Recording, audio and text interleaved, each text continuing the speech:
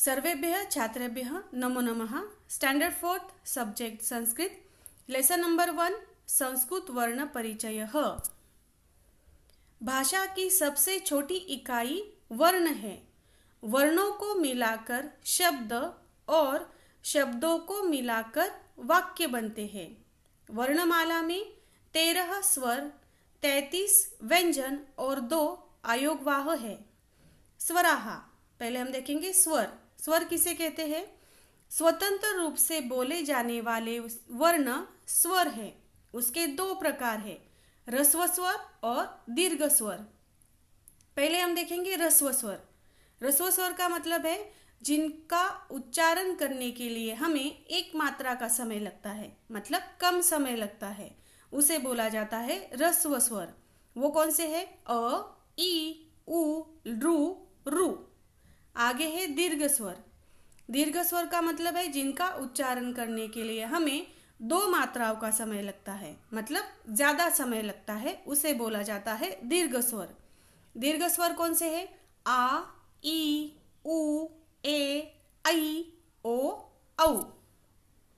आगे हम देखेंगे व्यंजन किसे कहते हैं। स्वरों की सहायता से बोले जाने वाले वर्ण व्यंजन कहलाते हैं। जब तक उनमें स्वर नहीं मिलता वे आधे रहते हैं और हल चिन्ह के साथ लिखे जाते हैं। व्यंजन 3 प्रकार के होते हैं। स्पर्श व्यंजन, पहला है स्पर्श व्यंजन। स्पर्श व्यंजन किसे कहते हैं?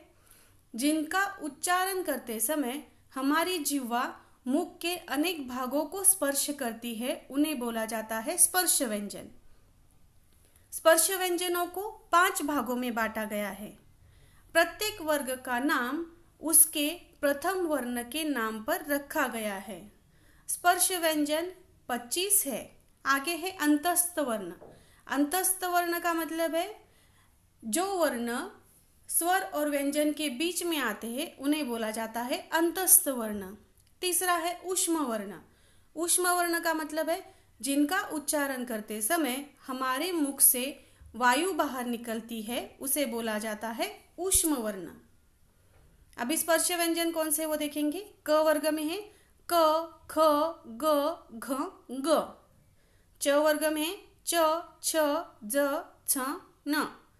ट वर्ग में है ट, ठ, ड, ढ, न।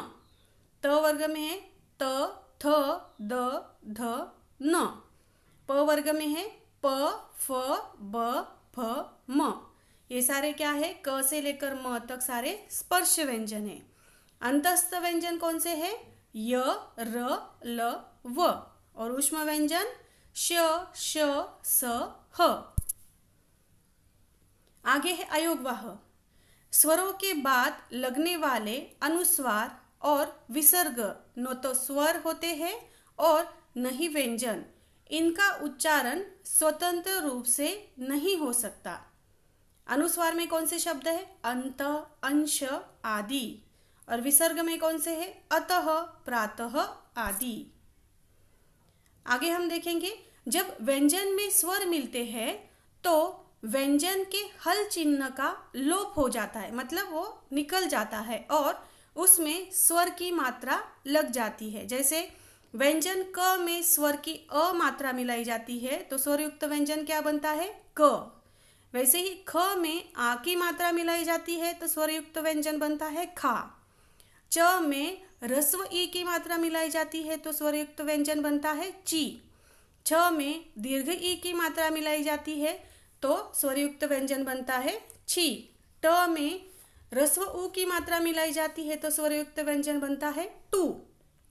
ड में दीर्घ उ की मात्रा मिलाई जाती है तो बनता है डू। प में रू की मात्रा मिलाई जाती है तो बनता है प्रू। त में रू की मात्रा मिलाई जाती है तो बनता है त्रू। न में ऐ की मात्रा मिलाई जाती है तो स्वरयुक्त व्यंजन बनता है ने। श में ऐ की मात्रा मिलाई जाती है तो स्वरयुक्त व्यंजन बनता है शई। य में ओ की मात्रा मिलाई जाती है तो बनता है स्वरयुक्त व्यंजन यो।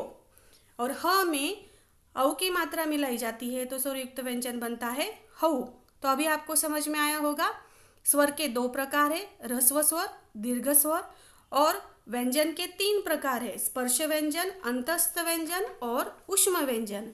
और जब हम व्यंजन में स्वर मिलाते हैं तो क्या होता है, हल चिन्ह का लोप हो जाता है। धन्यवाद।